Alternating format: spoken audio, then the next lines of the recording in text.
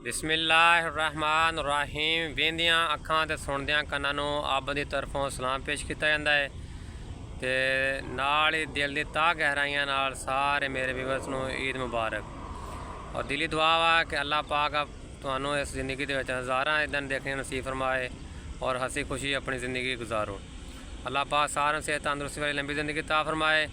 जिस तरह के सारे मेरे व्यूअर्स जानते हैं कि बाबरकत और रहमत वाली घड़ियाँ जा रही ने। माशाअल्लाह बकरा ईद का दिन है वा। साड़ी तो कल गुजर गई सी।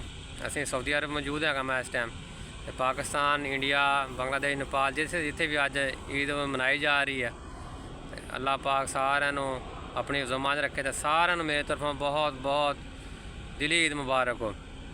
तो इस ईद कुर्बान तो सिर्फ बकरे नहीं कुर्बान करने बल्कि अपनी अनाज जी उन्होंने भी कुर्बान कर दो। जोड़े कोई भैन भरा एक दूसरे गुस्से नाराज़ ने गुस्से नाराज़गी अपने दूर करो। तो इस जिमें बकरे ज़िबा कर रहे में अपनी अनाज भी कुर्बान करो।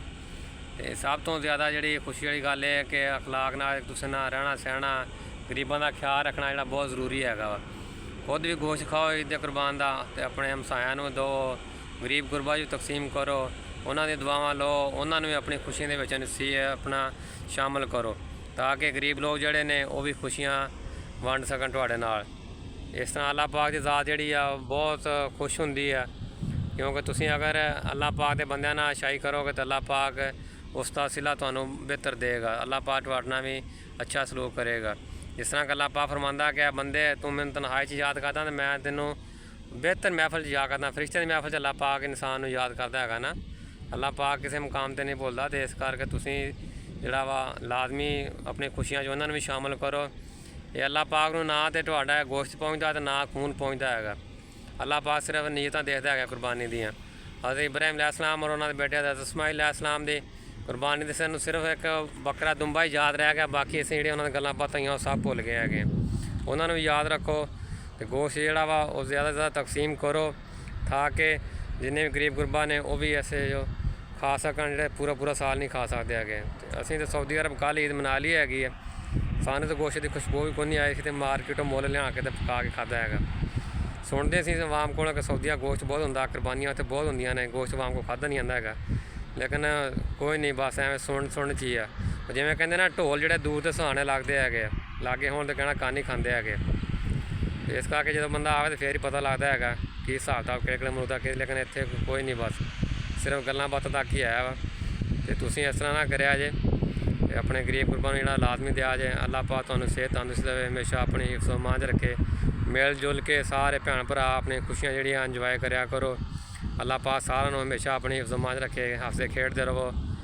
अल्लाह पाक दीयां नेमतां जिहड़ियां ने उन्हां नूं खाओ पिओ, अल्लाह पाक दा शुक्र अदा करो ते दुआ करो कि अल्लाह पाक नेमतां जिहड़ियां सारियां दित्तियां ने अल्लाह पाक सारिआं नूं देवे। हर किसी नूं अल्लाह पाक खुशियां नसीब करे। अल्लाह पाक तुहाडीआं कुर्बानियां कबूल करे। अल्लाह पाक तुहाडीआं सारियां नेकियां जिहड़ियां ओह कबूल करे। जिन्होंने हज किया है उन्होंने लोगों का अल्लाह पाक हज कबूल करे और सानू भी अल्लाह पाक अपने घर की हाज़री नसीब फरमाए। दिली दुआ मेरी अल्लाह पाक तमाम मुसलमानों अपने घर की ज़ियारत नसीब फरमाए, हज करने की तौफीक अता फरमाए। सारे दुआ करो, मेरे लिए दुआ करना, मैं भी तुहाडे वास्ते दुआ करदा है। तो फिर भी मैं आखिर यही कहना कि ज़्यादा से ज़्यादा कोशिश करो कि अपने भैन भरावां का ज़्यादा से ज़्यादा ख्याल रखा जाए ताकि वो भी खुशियां जिहड़ियां ने अपनियां इंजॉय कर सकन। जिस तरह हो सकता गोश्त दिओ, उन्होंने पैसा दिओ, जिस चीज़ की जरूरत है देखो।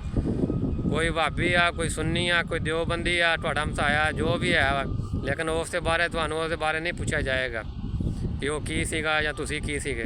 लेकिन अगर कोई भुखा वा, कोई मुसीबत विच आ, कोई परेशानी आ, तुसीं ओहदा नहीं पुछया तो वो तुहानूं लाजमी पूछा जाएगा। ठीक हो गया ना। इस करके बराए मेहरबानी इस चीज़ का लाजमी ख्याल रखो। तो तुहाड़ियां बहुत सारी नेक दुआवां दे नाल मैं चाहना इजाज़त मैनूं दिओ इजाज़त। अपना बहुत सारा ख्याल रखा जाए, अपने इस भरा दे चैनल का भी ख्याल रखा जाए। अल्लाह हाफिज़ फ़ी ईमान अल्लाह।